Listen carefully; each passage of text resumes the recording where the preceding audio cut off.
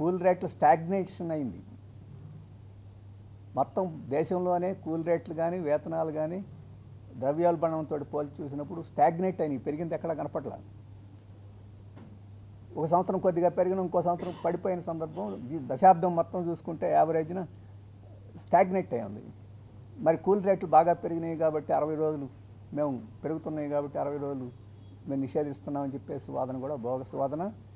కాబట్టి దీన్ని బట్టి అర్థం అవుతుంది ఏంటంటే, గ్రామీణ ప్రాంతాల్లో భూస్వాములు అలాగే పెద్ద పెద్ద కార్పొరేట్ వ్యవసాయ సంస్థలు వాళ్ళు ఈ రకంగా ఇంకాస్త ఎక్కువ గ్రామీణ పేదలని దోచుకోవడానికి, ఇంకా ఎక్కువ సంఖ్యలో కార్మికులు అందుబాటులో ఉంటే కూలీ రేట్లను ఇంకా మరింత తగ్గించేదానికి వీలుగా చేసినట్టు తప్ప వాళ్ళ ప్రయోజనం కోసం చేసినట్టు కనపడట్లేదు.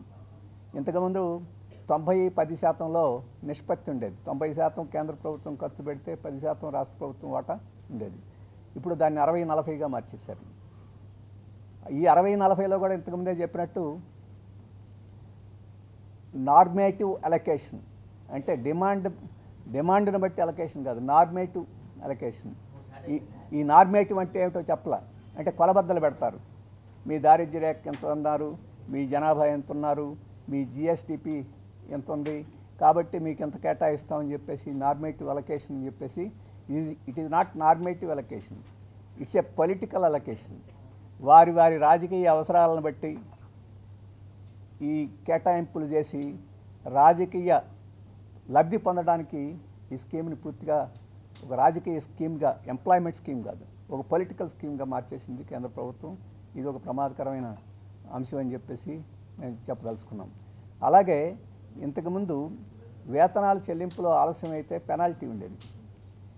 ఈ పెనాల్టీని కేంద్ర ప్రభుత్వమే చెల్లించాల్సి ఉండేది. ఇప్పుడు ఒకవేళ పెనాల్టీ వేసి ఏమైనా వేయాల్సి వస్తే రాష్ట్ర ప్రభుత్వమే చెల్లించాలని చెప్పారు. నష్టపరిహారం ఇవ్వాల్సి ఉంటే రాష్ట్ర ప్రభుత్వమే చెల్లించాలని చెప్పారు. ఇంతకుముందు కేటాయింపుల్ని ముందుగానే రాష్ట్ర ప్రభుత్వానికి ఇచ్చేది, ఇప్పుడు ఖర్చు అయిన తర్వాతనే రాష్ట్ర ప్రభుత్వానికి ఇస్తామని చెప్పేసి చెప్తున్నారు. ఆ రకంగా రాష్ట్ర ప్రభుత్వాల యొక్క బడ్జెట్ల మీద తీవ్రమైన భారం మోపే పద్ధతిలో ఈ స్కీమ్ ఉంది. అందుకనే సిపిఎంగా మేము భావిస్తుంది ఏంటంటే, ఈ స్కీము ఏదో మంచి